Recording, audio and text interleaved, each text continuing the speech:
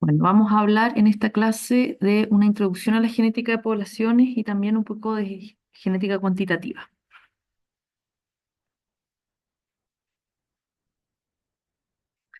Entonces, la genética de poblaciones, ya como su nombre lo dice, es la rama de esta genética cuyo objetivo entonces es describir la variación genética justamente a nivel poblacional, es decir, la distribución de las frecuencias de los alelos en las distintas poblaciones, a nivel de la población, ¿ya? Nosotros hasta este momento hemos estado hablando de los patrones de herencia genética a nivel del individuo, ¿no es cierto? Cuando estábamos hablando a nivel de Mendel, por ejemplo, de los patrones de herencia, es como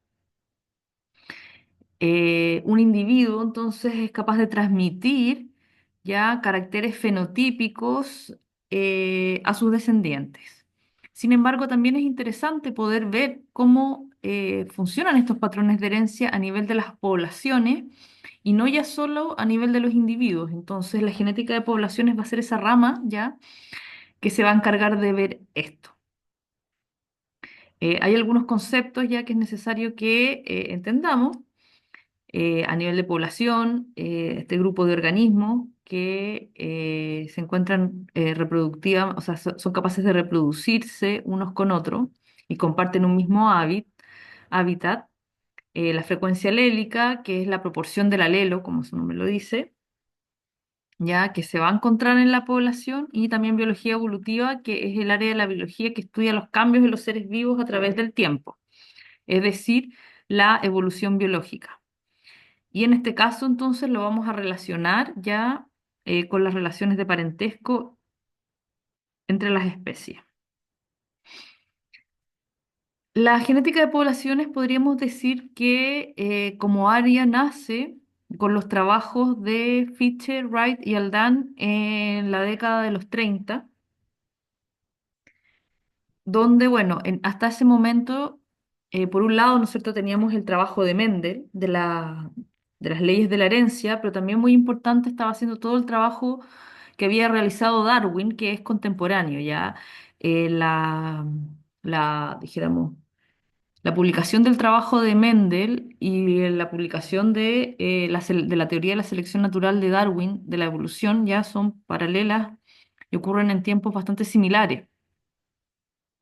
Entonces, han pasado ya varias décadas, ¿no es cierto?, desde la publicación de estos trabajos. Entonces estos investigadores comienzan ya a preguntarse cuál es la relación entonces en evolución junto con los patrones de herencia que había propuesto Mendel.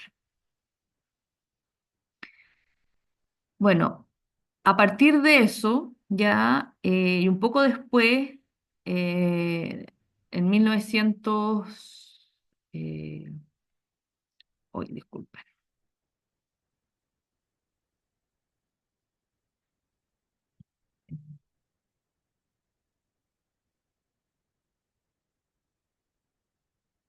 a partir de eso entonces, y poco después de estos trabajos, se propone esta nueva teoría que se conoce como síntesis evolutiva moderna o teoría sintética.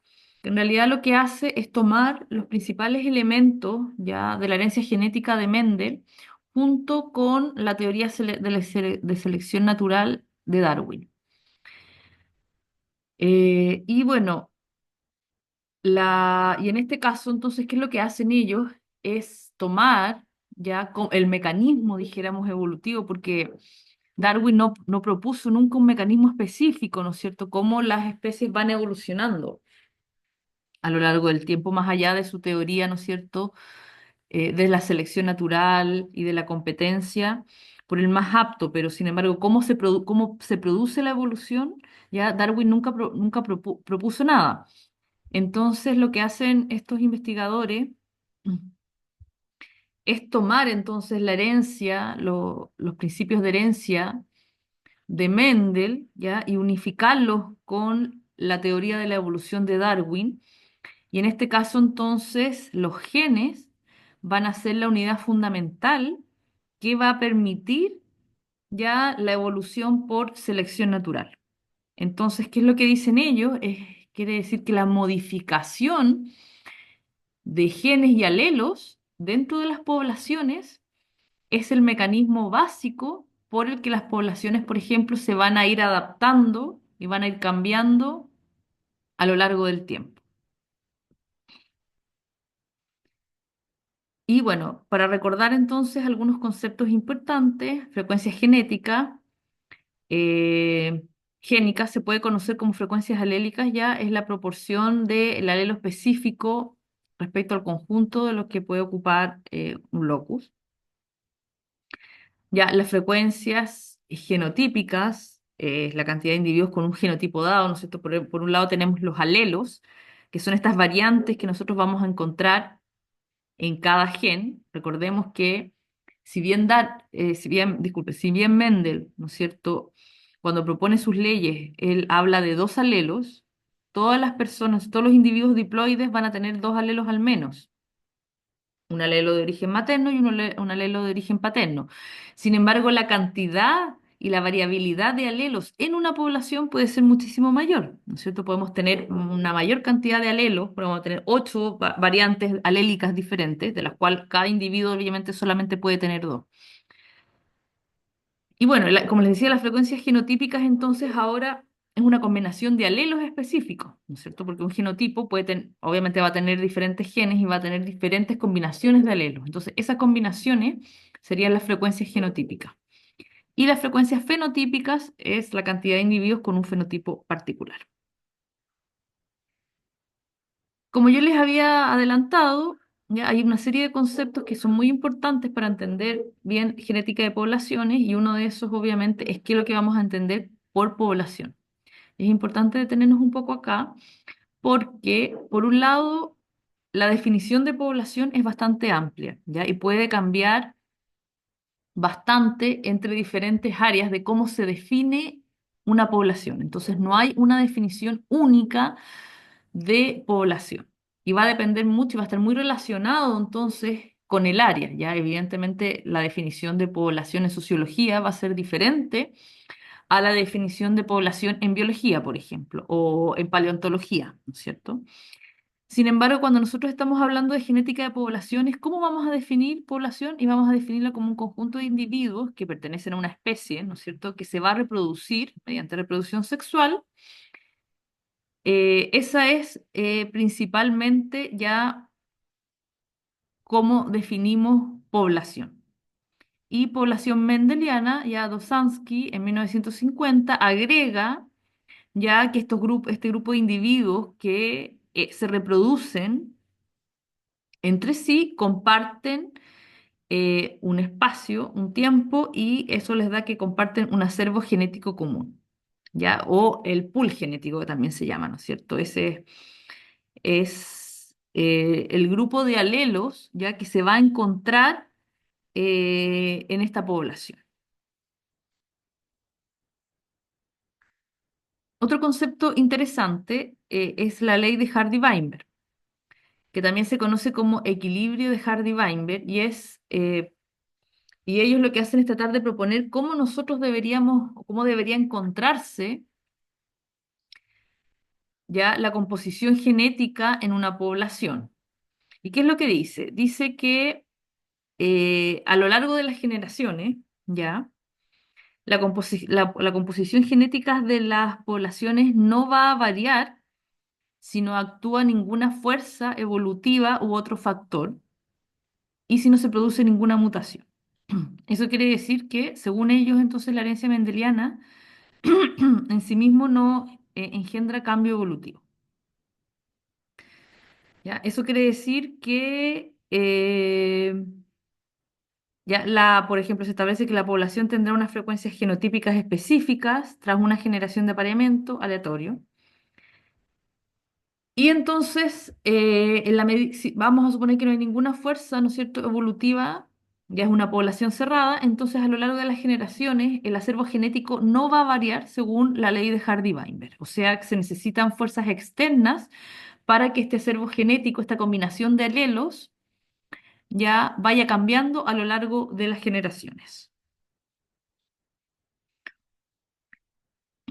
Y bueno, ¿cómo sería la población ideal en un equilibrio de Hardy-Weinberg? Hardy, en el fondo, estos investigadores entonces dicen, para que una población, ¿no es cierto?, no cambie sus frecuencias génicas a lo largo de las generaciones, se tienen que cumplir una serie de características. Esto estamos hablando a nivel teórico, obviamente, ¿ya? Uno de estos es la panmixia. Eso quiere decir que todos los individuos tienen la misma probabilidad de reproducirse con otros miembros de la población. Ya, las generaciones son discretas, los adultos que se reproducen una vez y desaparecen. El acervo genético es igual en ambos sexos, la población tiene un tamaño infinito, no existe deriva génica y tampoco existen otras fuerzas de la evolución como la selección natural, la mutación y la migración. Obviamente, cuando nosotros nos vemos esto, nos damos cuenta que esto es un ideal teórico, ¿no es cierto? Y que en la realidad ninguna de estas cosas en el fondo van a ser reales o se van a producir. Ya las generaciones no son discretas, los adultos que se reproducen no desaparecen. El acervo genético no necesariamente tiene que ser igual en ambos sexos. Obviamente las poblaciones tienen tamaños finitos, no tienen tamaños infinitos. Ahora, si nosotros, y en eso va a ser interesante cómo nosotros definimos poblaciones, ¿cierto? Porque claro, si nosotros hablamos, por ejemplo, de la población de Santiago, ya va a ser diferente la cantidad de individuos si nosotros hablamos de la población, ¿no es cierto?, de Sudamérica o nos vamos a hablar de la población mundial. ¿Ok? Entonces, sin embargo, independiente de eso, todas las poblaciones, ¿no es cierto?, no van a ser infinitas. También no existe panmixia. Nosotros sabemos que por diferentes causas, no todos los individuos tienen la misma probabilidad de aparearse con todos los individuos, ¿ya? Y obviamente existen fuerzas actuando en las poblaciones. Entonces, lo interesante acá es que qué es lo que trata de hacer la genética de poblaciones, es ver cuánto se desvía las poblaciones reales de este ideal ya de población tipo Hardy-Weinberg. Y bueno, acá,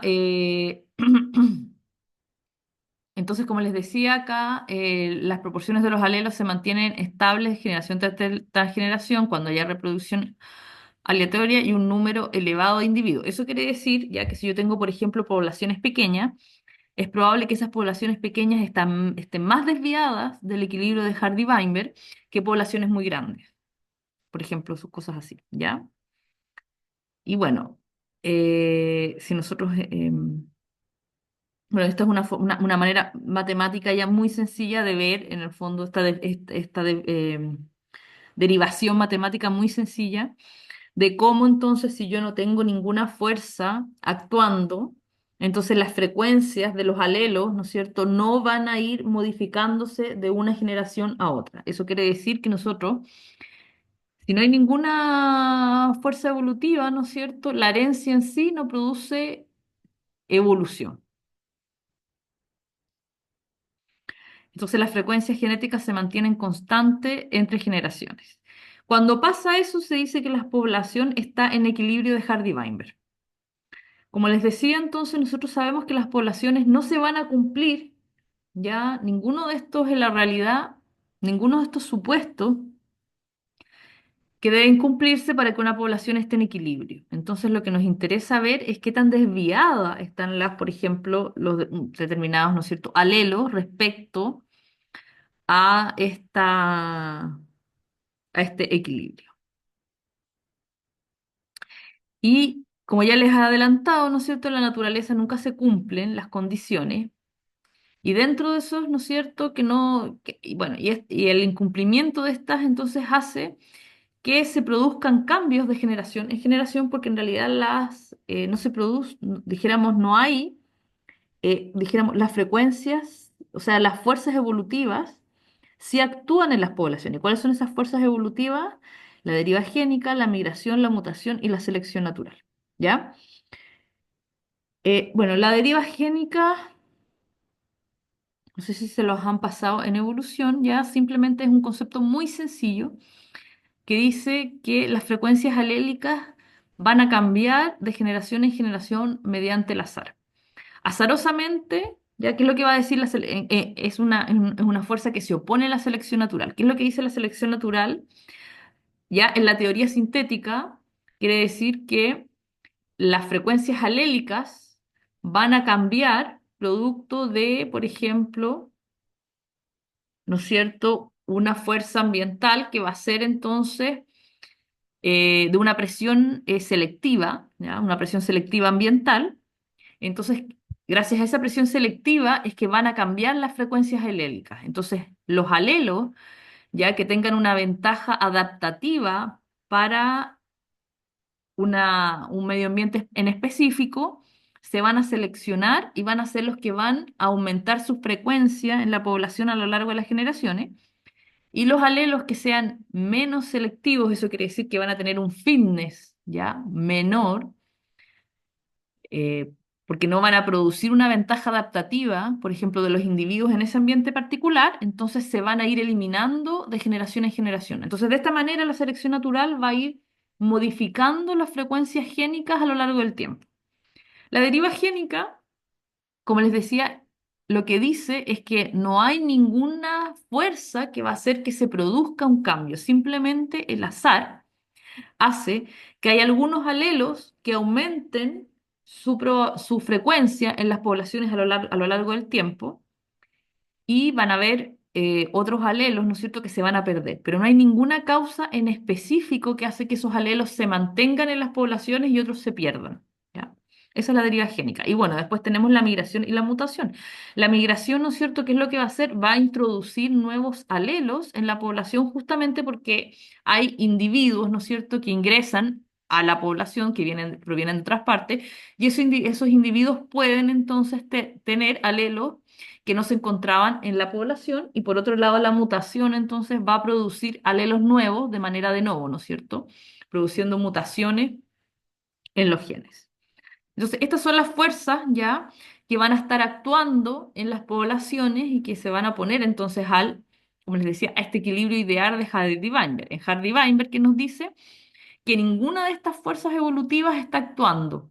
¿Ya? Entonces, nosotros sabemos que la realidad sí, y lo que nos interesa ver cuando hacemos estos test del equilibrio de Hardy-Weinberg es que tan desviado, por ejemplo, y si está muy desviado, entonces podemos suponer, por ejemplo, que hay un efecto selectivo, ¿no es cierto? A lo mejor para ese alelo, ya si hay una desviación muy alta del equilibrio de Hardy-Weinberg, entonces podríamos suponer que a lo mejor ese alelo está bajo alguna presión selectiva específica en esa población. Y bueno, la mutación, la selección y la migración cambian las frecuencias de forma direccional, como les decía, ¿ya? Y la deriva génica lo hace, pero de forma aleatoria, ¿cierto? De forma direccional, eso quiere decir, por ejemplo, el caso de la selección natural, ¿no es cierto? Como les decía, hay una presión selectiva que va a conducir entonces los cambios, los migrantes van a llevar alelos específicos. Sin embargo, la deriva génica solamente cambia los alelos al azar, no hay ninguna razón detrás. ¿Y qué es lo que va a pasar entonces si nosotros tenemos estas fuerzas evolutivas actuando en una población? Eso quiere decir que estas poblaciones, ¿no es cierto?, van a ir cambiando en el tiempo. Nosotros también sabemos además de las fuerzas evolutivas actuando en la población, otra de las cosas, o otra de las, ¿no es cierto?, de los supuestos que no se cumplen en la realidad de las poblaciones es el ideal de la panmixia, ¿cierto? Que todos los individuos tienen la misma probabilidad de reproducirse con los miembros de su población, y eso no pasa, ¿ya? Pueden haber diferentes causas, puede haber causas geográficas, pero también en los seres humanos, por ejemplo, pueden haber causas sociales, ya de que algunos grupos, por ejemplo, típico, ¿no es cierto? Uno siempre menciona en ese caso de poblaciones muy estructuradas como los Amish, ¿no es cierto? En ese caso ellos pueden estar viviendo en el mismo espacio geográfico, ya, pero no se van a reproducir con miembros externos ya a su población, por ejemplo. Entonces esto quiere decir que van a existir restricciones a la reproducción.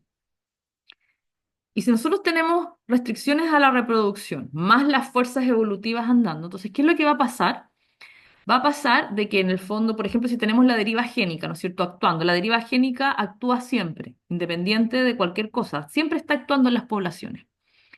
Y nosotros tenemos que estas poblaciones se van aislando y no se van a reproducir. La probabilidad de que en ambos casos, ¿no es cierto?, se produzcan los mismos cambios y se fijen los mismos alelos es muy baja.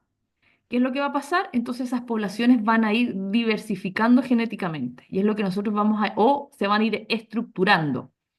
Entonces cuando nosotros vamos a medir, por ejemplo, o analizar genéticamente las poblaciones, vamos a encontrar diferencias entre esas poblaciones. Y eso quiere decir que las poblaciones se estructuran, ¿no es cierto? ¿Qué tan estructuradas o no están las poblaciones? También va a depender de qué tan fuertes son estas fuerzas, por ejemplo, o qué tan aisladas están las poblaciones, ¿no es cierto? Si una población no, la migración que hay en esa población es muy baja y esa población está muy aislada geográficamente, entonces la probabilidad es que a lo largo de, no sé, 10 generaciones, esa población se estructure ya porque la variabilidad alélica que va a tener va a ser particular producto de ese aislamiento.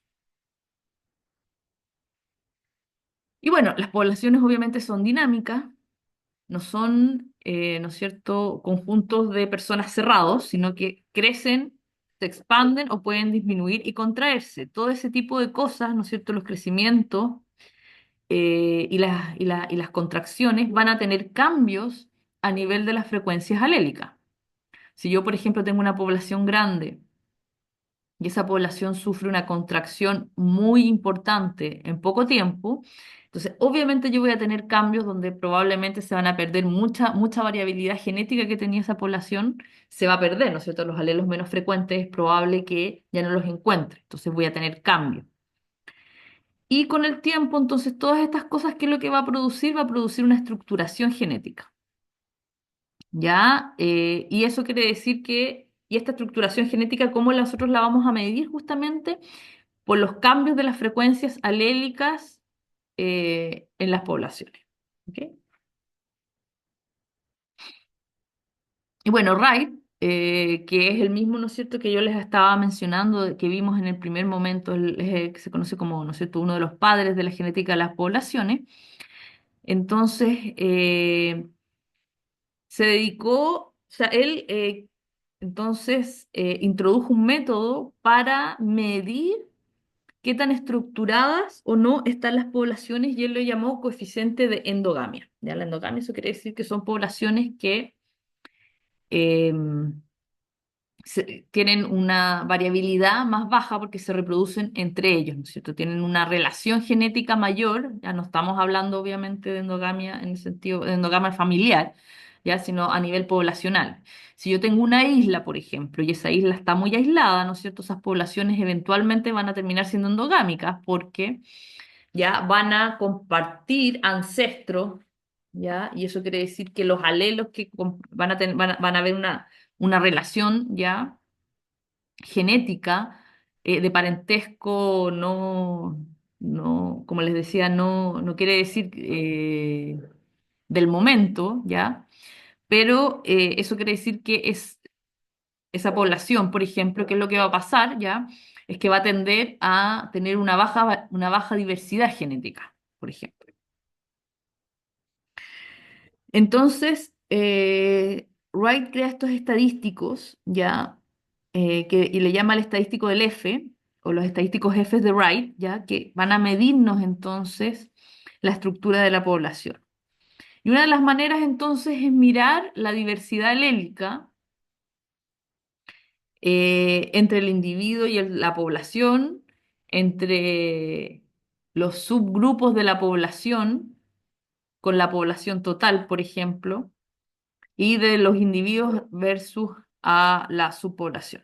Evidentemente, si yo quiero ver estructuración poblacional, yo tengo que tener grupos dentro de mi población, ¿no es cierto? Porque estoy viendo estructura. Entonces, por ejemplo, quiero ver la estructuración de la población de Santiago. Entonces, si yo quiero ver la estructuración de la población de Santiago, tengo que tener diferentes grupos, por ejemplo, parte norte, parte sur, parte centro, por ejemplo. Y definir ya estos diferentes grupos y ver qué tan distintos son genéticamente a través de, por ejemplo, estos estadísticos. Entonces, si nosotros hacemos ya, podemos usar, por ejemplo, los estadísticos F, entonces nos va a decir si es una población que está muy estructurada o que está bajamente estructurada, o tal vez uno de los grupos está muy estructurado y el otro no.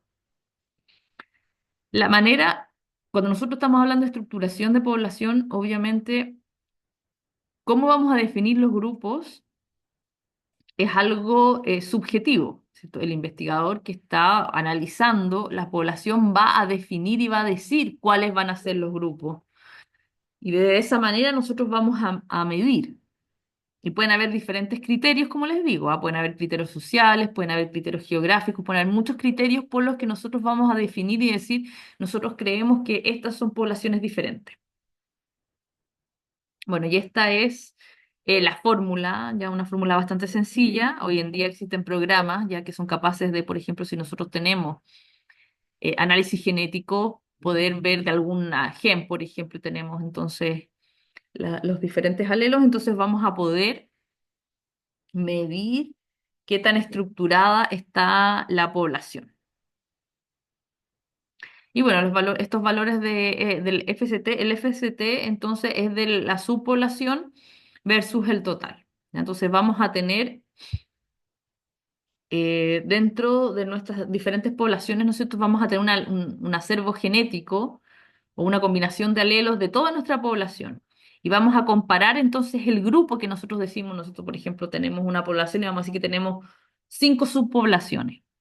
¿Ya? Y eso, como les decía, qué criterios para agrupar esas subpoblaciones pueden ser variables, ¿ya? Y podemos tener diferentes criterios para agruparlas. Entonces, ¿qué es lo que hace el FCT? Es que compara entonces el acervo genético de esa subpoblación con la población total. Y nosotros podemos relacionar entonces y ver qué tan diferentes son entre ellas. Y bueno, un FST de cero indica que las frecuencias alélicas son casi idénticas en las poblaciones estudiadas. Eso quiere decir que no ha habido mucha diferenciación entre ellas. Y por otro lado tenemos un FST de uno, significa que la población está fija en alelos diferentes. O sea que hay una estructuración completa y esas dos poblaciones son muy distintas. También se conoce como índice de fijación. Ahora es importante entender que estos valores ya también son súper subjetivos a nivel de la variabilidad genética total, ¿ya? No es que nosotros tengamos un valor umbral que podamos decir, por ejemplo, a partir de un FCT de 0,2, quiero decir que la población está estructurada. Eso no es así, ¿ya? Y va a depender mucho del tipo de población que nosotros estemos estudiando. Si nosotros estamos estudiando, por ejemplo, población nativa americana, que ha tenido un tiempo, ¿no es cierto?, de divergencia bastante pequeño. La última, ¿no es cierto?, el continente americano fue el último continente en ser poblado, por lo cual quiere decir que la variación propia de las poblaciones nativas americanas, ¿no es cierto?, o el tiempo para que se haya acumulado esa variación ha sido relativamente pequeño, no sé, 20.000 años, ¿ya? Estamos hablando de la variación propia de esas poblaciones, que no la vamos a encontrar en otras poblaciones porque, ¿no es cierto?, es cuando los individuos entran, entonces se separan y toda la variación genética nueva, ¿no es cierto?, va a ser de esas poblaciones. Pero si nosotros entonces estamos haciendo un análisis de estructuración poblacional, obviamente los valores de FST que vamos a considerar de población estructurada, si nosotros nos vamos a una población africana, a lo mejor ese mismo valor que en una población nativa americana lo vamos a considerar como diferenciación. En una población africana, por ejemplo, que llevan ellos, ¿no es cierto?, 200.000 años de divergencia, lo vamos a considerar como, ¿no es cierto?, un patrón de no diferenciación genética, por ejemplo. ¿Ok? Porque los valores allá de diferenciación genética van a ser mucho más altos, entonces vamos a decir, bueno, estas poblaciones no están tan diferenciadas, pero esos mismos valores en poblaciones americanas están muy diferenciados. Ya en ese sentido, quiero que entiendan que estos valores entonces no son únicos, ya no existen valores umbral que nosotros podamos decir y va a depender mucho de la población que nosotros estemos estudiando. Y eso como introducción entonces de la genética de poblaciones. Y ahora, ¿qué es lo que estudia la genética cuantitativa? Es una rama también de la genética de poblaciones, que va a estudiar la genética de los rasgos cuantitativos. ¿Qué es un rasgo cuantitativo? Son aquellos que varían de forma continua. Por ejemplo, la altura, el peso, la producción de leche, que en realidad son la mayoría de los rasgos, ¿ya? Que tienen fenotipos continuos. Estos rasgos van a estar influidos por varios genes, por múltiples genes y además por factores ambientales y se van a diferenciar de la genética mendeliana que estudia los rasgos cualitativos, por ejemplo, el color de las flores. ¿Esto cuál? Morado, blanco. Eh, Forma de la semilla rugosa, forma de la semilla lisa, forma de color, etcétera. Esos son los rasgos cualitativos. Entonces, hasta el momento, ¿no es cierto? Nosotros hemos hablado, cuando hemos estudiado los patrones de herencia, hemos visto de los patrones de herencia particulados, que son el tipo, ¿no es cierto?, de rasgos que pueden deducirse estos patrones de herencia particulada a través del estudio, entonces, de fenotipos cualitativos. Recordando ya dentro de los resultados del experimento de Mendel, ya el híbrido el híbrido F1, ya parental, es indistinguible ya o sea, el híbrido heterocigoto, ya de la primera generación, es indistinguible fenotípicamente del homocigoto de la generación parental. Y esto es producto del fenómeno de dominancia, ¿no es cierto? Que tenemos un alelo que se va a expresar y otro alelo que no se va a expresar. Existen otros modelos de dominancia que también son consecuentes con la proporción mendeliana de la herencia particular, que la herencia particular nosotros voy a tener una partícula, en este caso un alelo, ¿ya? Y ese alelo me va a dar un fenotipo. Eso es herencia particular, ¿no es cierto? Tengo alelo A, entonces en este caso tengo dos alelos, ¿no es cierto? Voy a tener un fenotipo u otro. Mendel solamente estudió los caracteres que tenían dominancia completa. Sin embargo, hay otros patrones de dominancia que nosotros ya lo hemos visto, que lo tenemos dentro de las características de herencia no mendeliana, a pesar de que siguen ya el patrón de herencia de Mendel, pero ¿por qué no lo consideramos herencia o herencia mendeliana? Y es porque el heterocigoto, ¿no es cierto?, tiene un comportamiento fenotípico diferente al, dijéramos, o sea, la expresión fenotípica es distinta en los heterocigotos de lo que ocurre con los caracteres típicos mendelianos.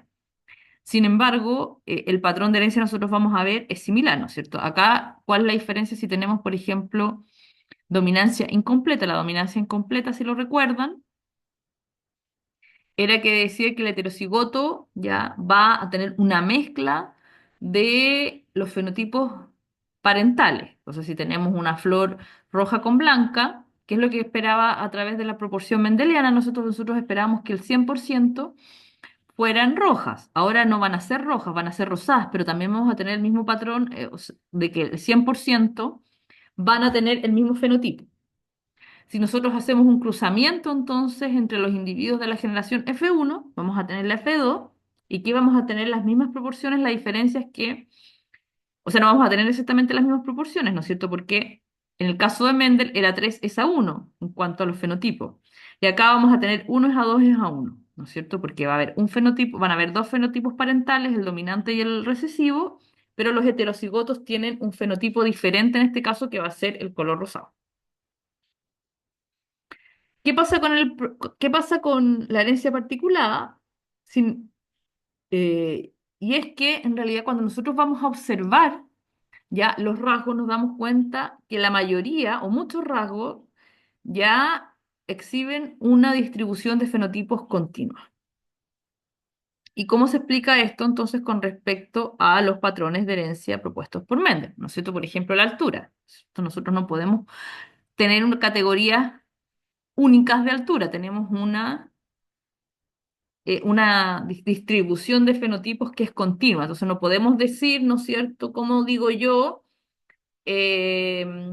este, ¿no es cierto?, es el fenotipo parental, este es el fenotipo, por ejemplo, ¿ya? Estos son los fenotipos parentales, etcétera.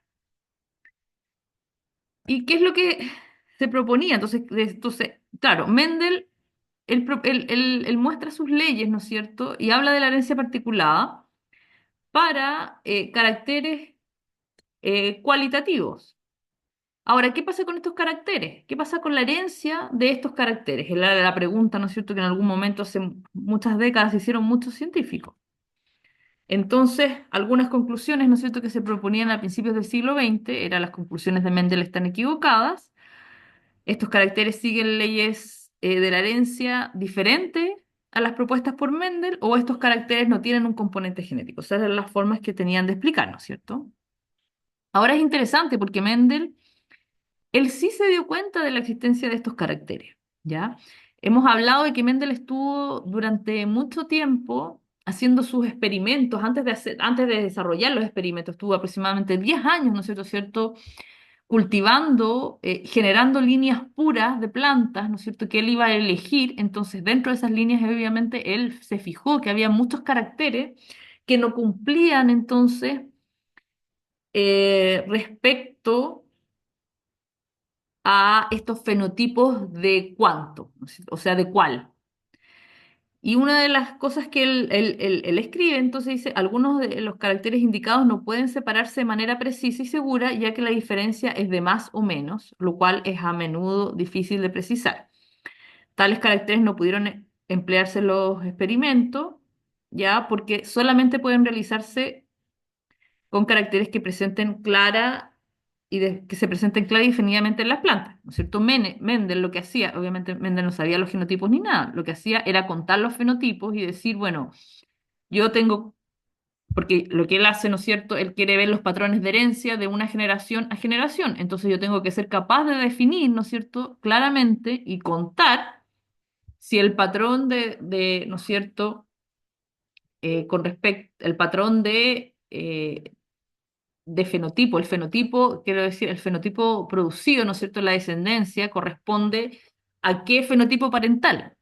Pero si yo tengo más o menos, ¿no es cierto?, ¿cómo voy a decir? Entonces, por ejemplo, en este caso, tengo, ¿no es cierto?, 50 semillas con el fenotipo parental A y 20 semillas con el fenotipo parental B, por ejemplo. Si el carácter es más o menos, ¿no es cierto? Yo ahí tendría que hacer dijéramos, un corte arbitrario para poder decir. Y eso obviamente no es una forma definir, eh, de poder definir entonces en estos estudios, ¿no es cierto?, la frecuencia de los individuos resultantes. Entonces, ¿cómo la herencia particulada podría ser compatible con la existencia de rasgos continuos? ¿No es cierto? La herencia particulada, entonces nosotros decimos que tenemos un alelo, un fenotipo. Y acá decimos que tenemos un alelo, entonces supuestamente, y tenemos una distribución continua de fenotipos. Entonces, ¿qué es lo que pasa? Bueno, y acá hay un concepto que tengo que retomar, ¿no es cierto?, que es la teoría de selección, evolución, de evolución por selección natural, ya que va a ser importante para ver la respuesta que se le va a entregar entonces. Y bueno, es el efecto de la presión ambiental. Esto es un recordatorio, ¿no es cierto? No, en evolución ustedes lo han visto esto, ya que es el efecto de la presión ambiental y de la competencia de entre otras especies por recursos disponibles, ¿ya? Entonces, este fenómeno va a desencadenar el cambio evolutivo. ¿Y cuáles son los postulados de Darwin? Entonces, la variación de un atributo eh, o rasgos, ya va a haber una variación entonces en algún atributo o rasgo entre entidades biológicas diferentes, por ejemplo. Ya tiene que haber una relación consistente entre el rasgo que nosotros está bajo presión selectiva y la adecuación biológica, o sea, entre el rasgo, ¿no es cierto? Y tiene que haber heredabilidad en este rasgo, ¿ok? Para que este rasgo pueda entonces heredarse y traspasarse a las siguientes generaciones.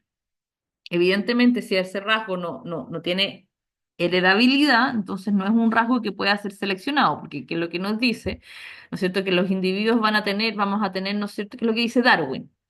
Darwin dice que dentro de esta variación de fenotipos, van a haber algunos fenotipos que van a ser, por ejemplo, más aptos para un medio ambiente. En ese sentido, el pico de los pájaros, ¿no es cierto? Darwin estudió los pinzones, entonces podríamos imaginarnos de que en ciertas condiciones, por ejemplo, condiciones de sequía, ya hay menos alimento, entonces los pájaros que tengan picos más grandes van a tener una ventaja selectiva porque van a poder, por ejemplo, comer semillas que sean más duras.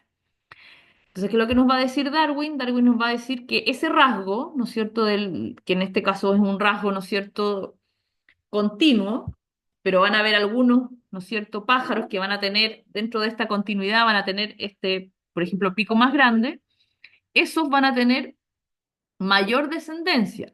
Como el rasgo, ¿no es cierto?, es heredable, porque tiene una base de herencia, entonces se va a transmitir en una mayor proporción a la siguiente generación, porque esos individuos, ¿no es cierto?, al tener más alimentos van a tener una probabilidad de tener más, por ejemplo, más, ¿no es cierto?, de hacer más nidos, entonces van a producir más descendientes versus, por ejemplo, los pájaros que tienen los picos más chicos y que entonces no pueden acceder entonces a estas semillas que son más duras, por ejemplo. Esa es la forma entonces que entiende la selección natural. Y bueno, tenemos las leyes de Mendel, entonces que ya la hemos hablado, ¿no es cierto?, que habla de la herencia particulada, ¿no es cierto? En el caso de Mendel, entonces él entiende los patrones de herencia de que en este caso ya un alelo particular va a pasar a la siguiente generación y de esa manera entonces se va a expresar el fenotipo, pero obviamente Mendel no habla y no piensa, y en el fondo no propone por qué se va a transmitir ya un carácter en particular. Entonces, cuando se está viendo toda esta discusión, ya existen como dos grupos. Por un lado están los biometristas, que dicen que la herencia particulada es incompatible con la teoría de Darwin de la selección gradual. Por ejemplo, entonces Darwin, ¿no es cierto?, que dice que a lo largo del tiempo, por ejemplo, se va a ir seleccionando cada vez más ya un pico más grande dentro de esta variación, ¿no es cierto?, de los, de los fenotipos de picos, ¿no es cierto? Vamos a tener una proporción a lo mejor baja en un primer momento de picos más grandes, pero como esos individuos van a tener ventajas selectivas, entonces la siguiente generación, ¿no es cierto?, van a ir heredando ese rasgo y ese rasgo puede ir aumentando, por ejemplo, esos, ¿no es cierto?, pueden tener dentro de esos, ¿no es cierto?, en la siguiente generación, esa es una ventaja selectiva que se va a seguir manteniendo. Entonces, la siguiente generación de nuevo se van a seleccionar ya los pájaros que van a tener los picos más grandes. Entonces, a lo largo de, por ejemplo, no sé, 300 años, que es lo que vamos a tener según, ¿no es cierto?, los darwinistas, vamos a tener que entonces el tamaño del pico va a ir, ¿no es cierto?, va a aumentar, por ejemplo, de tamaño producto de esta selección. Entonces, esa, ¿no es cierto?, selección gradual, porque no es que ocurra una mutación de una generación a otra y que nosotros pasemos a tener, por ejemplo, un tamaño de pico más grande, ¿entiendes? Entonces los biometristas dicen que esa herencia, porque la herencia, Mendel propone una herencia particulada, ¿no es cierto? Es incompatible con la teoría de selección de Darwin. Entonces, dicen la evolución es resultado de la selección natural actuando sobre los caracteres actuando sobre la continua distribución de los caracteres. Y los mendelianos entonces dicen la teoría de Darwin es incompatible con la naturaleza particulada de la herencia. La variación de caracteres discretos conduce al cambio evolutivo a través de la aparición de nuevas macromutaciones. Entonces son dos maneras diferentes ya de ver la evolución. Y Fischer, que también lo habíamos mencionado como padre, ¿no es cierto?, de la genética de poblaciones, dice, y no podría ser que ambos tengan razón, ¿ya? Dice, ¿y qué tal si la teoría de la herencia particulada es correcta, ¿no es cierto? si la teoría de la herencia es correcta, ¿no es cierto? ¿Cómo se explica la distribución de fenotipos en la F2? ¿Qué es lo que dice? Mendel nos muestra que un mismo fenotipo puede ser el resultado de genotipos distintos. Por ejemplo, si yo tengo una flor morada, ¿no es cierto? En la F2 nos hemos dado cuenta, Mendel nos dice, estos individuos pueden tener flor morada, pero tener dos genotipos distintos. Pueden ser homocigotos o tener dos alelos iguales, o ser heterocigotos. El fenotipo va a ser el mismo, pero el genotipo es diferente. Entonces, Fischer dice, ¿qué tal si un mismo genotipo puede expresarse en varias formas fenotípicas? ¿Ya? Y eso es bien interesante porque en el fondo Mendel, ¿no es cierto?, dice, un mismo fenotipo puede tener genotipos distintos. Y Fischer dice, ¿y qué pasa si un mismo genotipo puede dar fenotipos diferentes? Que eso obviamente es algo que hasta el momento, ¿no es cierto?, no se había pensado. Entonces, ¿qué es lo que propone Fischer para solucionar este tema, ¿no es cierto?, de la herencia particular? Dice que existe una varianza continua de fenotipos, ¿ya? Y esta varianza de los fenotipos, o sea, esta diversidad fenotípica que nosotros vamos a encontrar en los rasgos cuantitativos, va a ser explicada, por un lado, por la varianza propia de los genotipos, pero también ese genotipo, ¿no es cierto?, puede resultar en fenotipos diferentes dependiendo de la variancia del ambiente. ¿Qué quiere decir? Por ejemplo, nosotros vamos a tener una combinación de genotipos diferentes y esa combinación de genotipos diferentes me va a dar entonces fenotipos diferentes. Ah, pero eso no es solamente lo que ocurre, sino que aparte los mismos genotipos también pueden dar fenotipos diferentes producto de la acción del ambiente, que es lo que él lo llama como la varianza del ambiente. Un fenotipo puede ser además el resultado de efectos de varios loci y los alelos pueden tener efectos de dominancias y efectos aditivos. Entonces, como en el fondo lo que se da cuenta Fischer es que el problema de la herencia es mucho más complejo de lo que había propuesto Mendel originalmente, ¿no es cierto? En el caso de Mendel, Mendel ya fue capaz de entender estas leyes de la herencia porque tuvo que dejar de lado muchos caracteres donde no era posible explicar cómo ocurrían los patrones de herencia. Ahora, obviamente, si no lo hubiera hecho, nunca se le hubieran ocurrido, ¿no es cierto? Nunca hubiera entendido cómo funcionan los fenómenos de herencia. Entonces, Fischer dice que los mecanismos de herencia de rasgos continuos son los mismos mecanismos de la herencia propuestos por Mendel. Sin embargo, nosotros no vemos proporciones mendelianas en la F2 porque no hay una correspondencia entre uno a uno entre genotipo y fenotipo. Mendel estudió caracteres donde había una correspondencia, ¿no es cierto? Nosotros tenemos un alelo y ese alelo nos va a dar un fenotipo. Sin embargo, cuando no hay una correspondencia, entonces ya no es fácil eh, o las proporciones entonces se van a desviar de lo que supuestamente nosotros deberíamos esperar. ¿Y cómo lo hacemos para estudiar los caracteres continuos, estos caracteres, ¿no es cierto? Porque en el caso de Mendel era bastante sencillo, bastaba, ¿no es cierto?, contar los tipos fenotípicos para poder distinguir, por ejemplo, ver si tenían patrones de herencia, ¿no es cierto?, recesivo o dominante, un carácter. Por ejemplo, basta con que yo haga un intercruzamiento, si yo no lo sé, y cuento entonces y voy a poder deducir este carácter entonces es el que tiene el alelo dominante, este es el que tiene el recesivo. Sin embargo, con los caracteres continuos eso no es tan sencillo. Entonces, ¿cómo los estudiamos? Y bueno, toda la estadística, ¿no es cierto? Ustedes van a reconocer Fischer. Fischer es considerado el padre de la estadística moderna. La estadística nace como una manera de resolver los problemas que los genetistas tenían con respecto a el estudio de estos caracteres ya de herencia de fenotipos continuos, ¿no es cierto? Estos caracteres continuos. De esa manera nace principalmente la herencia. Entonces, todos estos biólogos matemáticos están tratando de encontrar maneras y crear índices estadísticos para poder entender cómo funciona la herencia en estos caracteres. Ya, entonces la genética cuantitativa va a estudiar la herencia poligenética. de los rasgos cuantitativos, ¿ya? Es decir, de aquellos fenotipos que van a variar continuamente.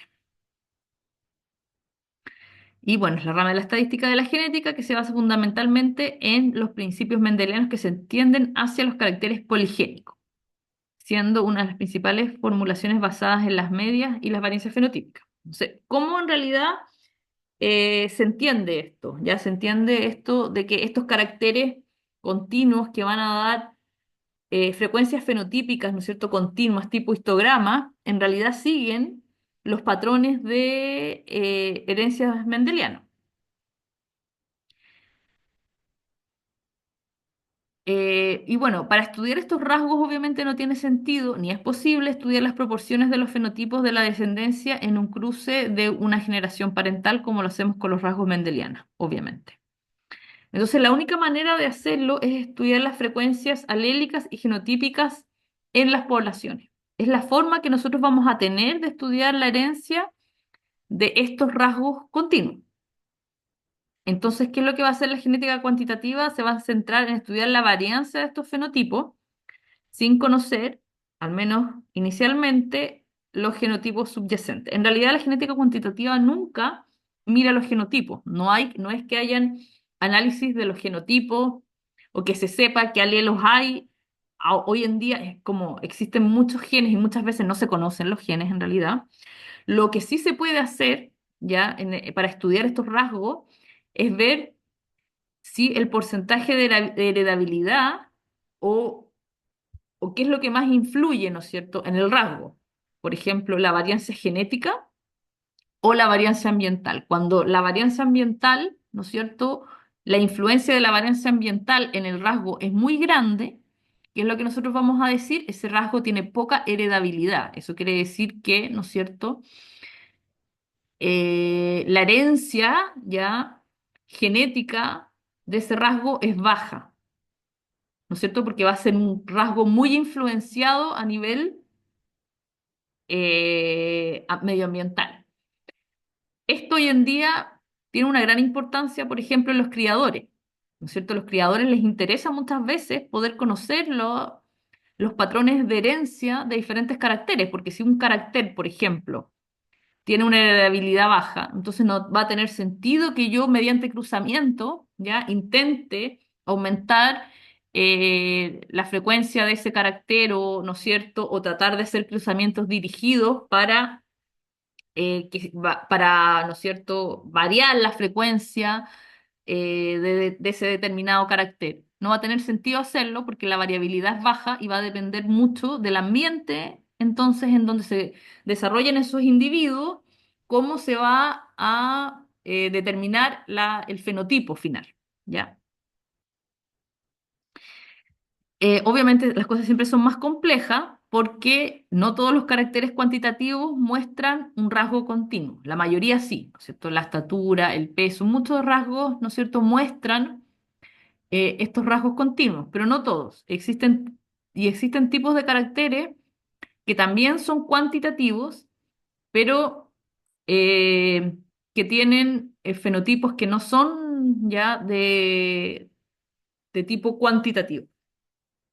Entonces, los caracteres cuantitativos clásicos, podríamos decir, pueden tomar un valor cualquiera dentro de dos límites. ¿Ya? Por ejemplo, color de piel, la altura, que es el típico, ¿no es cierto?, carácter por excelencia, carácter cuantitativo. Existen otros que se llaman caracteres merísticos, que también van a ser controlados por más genes. Todos estos caracteres cuantitativos, obviamente, tienen que ser controlados por muchos genes, ¿no es cierto? Los caracteres mendelianos no son controlados por muchos genes, son controlados por un solo gen. Los caracteres cuantitativos son controlados por muchos genes. Y los caracteres merísticos, entonces, son controlados por más de un gen, pero se expresan en números enteros. Por ejemplo, ya un tipo de ejemplo son los pelitos, entonces, en las patas de las moscas. Nosotros los podemos contar. Y después tenemos los caracteres umblar, que también son poligenéticos, pero presentan dos fenotipos, ausencia o presencia. Por ejemplo, la fertilidad. Ya la fertilidad es un carácter umbral. Eso quiere decir que o uno tiene o se tiene fertilidad o no se tiene. Pero eso no quiere decir que ese fenotipo ya esté producido solamente por un gen, sino que son muchos genes que van a estar influenciando en el genotipo. Lo mismo pasa con, bueno, otro ejemplo es la diabetes, ¿no es cierto? Uno tiene un poco de diabetes. ¿Tiene diabetes o no tiene diabetes? Y se cree que obviamente hay una influencia de varios genes que implican entonces en tener o no tener, por ejemplo, diabetes. Y entonces estos caracteres con variación continua en general se pueden cuantificar midiendo, pesando, contacto. Existe una grabación para muchos fenotipos, son poligenéticos, van a ser determinados por varios genes. Y estos genes tienen un efecto aditivo sobre el fenotipo. eh, Sin embargo, existen alelos que no son aditivos. ¿Qué quiere decir alelos aditivos, no es cierto? Que contribuyen con una cantidad dada al fenotipo. Entonces, por ejemplo, si yo tengo un alelo dominante, la contribución a la cantidad dada va a ser mayor que un alelo recesivo. ¿Entienden o no? No es en este caso, en el caso de, de estos alelos aditivos, ¿ya? Lo que ocurría con Mendel, nosotros, si nosotros tenemos un carácter dominante, se expresa. En el caso de los caracteres cuantitativo, ¿ya? El dominante en este caso va a expresar un fenotipo de mayor, ¿no es cierto?, en mayor proporción. La altura es un ejemplo clásico, ¿no es cierto? Los individuos que tienen entonces una mayor cantidad de alelos dominantes van a tener una altura mayor que los individuos que tienen una mayor cantidad de alelos recesivos, que van a tener obviamente una altura menor. Porque en este caso, el alelo dominante ya produce un efecto mayor que el alelo recesivo en el fenotipo. El análisis de estos caracteres requiere del estudio de un gran número de individuos. Obviamente no nos sirve si nosotros vamos a ver la frecuencia, ¿no es cierto?, de los distintos fenotipos, tener 4 individuos entonces para poder, por ejemplo, estudiar estos caracteres con variación continua. Por eso que estos caracteres solamente se pueden estudiar a nivel poblacional y por eso entonces que la genética, ¿no es cierto?, cuantitativa es una rama de la genética de población. Porque no puedo yo estudiar caracteres cuantitativos a través de, por ejemplo, individuos. Y la acción del medio ambiente modifica el efecto de cada gen, ya limando las diferencias que deberían existir entre fenotipos de clases adyacentes. O sea, además de lo, ¿no es cierto?, tenemos que la varianza ambiental va a ser que ¿no es cierto?, la variación entre de los distintos rangos, ¿no es cierto?, sea menor, por lo tanto nosotros no podamos ver en realidad grupos discretos de fenotipos como observamos en los caracteres cualitativos. Bueno, acá tenemos entonces cómo funciona la herencia de los caracteres con variación continua. Tenemos un alelo, por ejemplo, en este caso, ya típico patrón de herencia mendeliana, y esto es para que ustedes vean que los caracteres con variación continua sí pueden seguir patrones de herencia mendeliana. No todos, pueden haber otros patrones de herencia más complejos, pero muchos de los caracteres con variación continua sí pueden seguir, ¿ya? Patrones de herencia mendeliana. Ahora, ¿qué pasa si nosotros tenemos dos alelos? ¿Ya? En este caso, cuando Mendel hacía el experimento, ¿no es cierto? Eran cuál, él obtenía, ¿no es cierto?, fenotipos diferentes y cuando hacía los experimentos de dihibridismo, ¿qué es lo que él obtenía, ¿no es cierto?, una serie de fenotipos mezclados, que no había, ¿no es cierto?, combinación de fenotipos de un progenitor con el otro, que no existían, ¿no es cierto?, anteriormente. ¿Y qué es lo que pasa con los caracteres cuantitativos? Como les decía, que en este caso van a ser los fenotipos más o menos, ¿ya? Por ejemplo, el color de la piel, en este caso. Y si ahora nosotros aumentamos y tenemos, por ejemplo, 3 alelos diferentes que van a estar, y ahí entonces nos damos cuenta que tenemos una distribución de fenotipos muchísimo más grande, ¿ya? Y en este caso, entonces, la distribución fenotípica, ¿no es cierto?, va a ser la cantidad de pigmento, por ejemplo, que vamos a tener en la piel, o la altura. Y entonces, de esta manera, ¿no es cierto? Por ejemplo, tenemos un carácter con 3 locis y 2 alelos, ¿ya? Entonces ya vemos cómo se nos va a ir dando en función de eso, de los posibles genotipos, ¿ya? Y las distintas frecuencias fenotípicas. Cuando nosotros hacemos esto, nosotros decimos, bueno, pero acá nosotros también podríamos entonces, según los genotipos, agrupar, ¿no es cierto?, fenotipos. Pero acá recordemos que también tenemos que agregar entonces la varianza ambiental, ¿no es cierto? Entonces, por ejemplo, con los caracteres de aquí, ¿no es cierto?, de estos caracteres, el tercero, ¿no es cierto?, con respecto al cuarto, por ejemplo, ya es probable que la variabilidad dentro de ese grupo va a hacer que entonces sea difícil que nosotros podamos agrupar y podamos tener eh, categorías discretas de fenotipo. ¿Se entiende o no? Porque en el fondo, en estos casos, obviamente nosotros estamos hablando acá solamente de los genotipos, pero en la realidad estos genotipos tienen un efecto del medio ambiente. Por lo tanto, dentro de cada categoría discreta de genotipo, el fenotipo va a tener una variabilidad producto del medio ambiente y eso va a hacer que en estos caracteres en realidad sea imposible ya poder categorizar, porque vamos a tener dentro de los extremos de variabilidad en cada grupo y nosotros mirando solamente el fenotipo no vamos a poder ya ponerlo en la categoría y eso hace que haya que estudiar estos caracteres de otra manera. Ya, bueno, como les decía, el color de piel, clásico, ¿no es cierto? Es un clásico ejemplo, entonces, en este caso de la pigmentación que vamos a encontrar. ¿Y cómo vamos a estudiar los caracteres poligenéticos? Entonces, estos caracteres de fenotipos continuos, como les decía, tienen que estudiarse a nivel poblacional.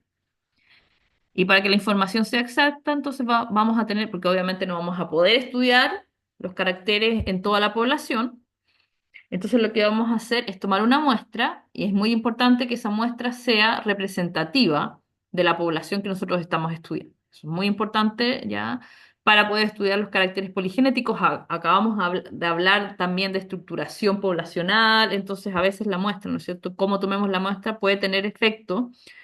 Y si no tomamos una buena muestra, podemos tener entonces resultados que van a ser distintos de los reales de la población. Y bueno, como a menudo los datos siguen una distribución normal, se pueden emplear varios métodos estadísticos clásicos, ya, como la media o la varianza. La varianza es el que más se utiliza para, entonces, que va a describir, bueno, la varianza ustedes la conocen, describe la variabilidad o dispersión de un grupo de medidas. Entonces, a través de las varianzas fenotípicas, nosotros vamos a poder distinguir diferentes tipos, ya vamos a poder hacer un estudio de cómo estos caracteres, ya, eh, dijéramos, estudiar los patrones de herencia de estos caracteres, como les digo, midiendo, por ejemplo, la varianza, ¿ya? También se puede medir la desviación estándar. Existen que no las vamos a ver acá, ya, porque la idea es solamente tener una introducción, que existen como se dice, fórmulas bastante más complejas ya respecto, no es tan sencillo en realidad medir, estudiar estos tipos de caracteres, porque hasta el momento nosotros, ¿qué es lo que vamos a tener? Vamos a tener solamente el único dato real, ¿no es cierto? Vamos a medir los distintos fenotipos, ¿ya? Y en función de esos distintos fenotipos, se pueden hacer diferentes estudios, por ejemplo, medir cómo varían los fenotipos en función de distintos ambientes. ¿Ya? Y ver cómo cambia la varianza o no. Por ejemplo, si la varianza del fenotipo cambia mucho, si yo entonces lo tengo en diferentes ambientes, está claro que el componente de varianza ambiental va a ser mucho mayor para ese carácter, por ejemplo. Y viceversa, si yo tengo, ¿no es cierto?, rasgo que el componente, ¿no es cierto?, la varianza, por ejemplo, del fenotipo es la misma si yo tengo poblaciones, por ejemplo, en diferentes ambientes. Ya, esas son cosas que se pueden hacer, por ejemplo, pero como les decía, no es tan sencillo y existen fórmulas para poder, usando estos estadísticos que son relativamente sencillos, poder deducir entonces heredabilidades, que es algo que al final lo que nos va a interesar, ves qué tan importante ya es la herencia genética en la expresión de ese rasgo. En este caso, la altura, por ejemplo. La altura nosotros sabemos que la altura tiene un componente genético importante, pero también tiene un componente ambiental. Y para muchos caracteres nos va a interesar entonces saber. Y esa era la clase que les iba a contar ahora.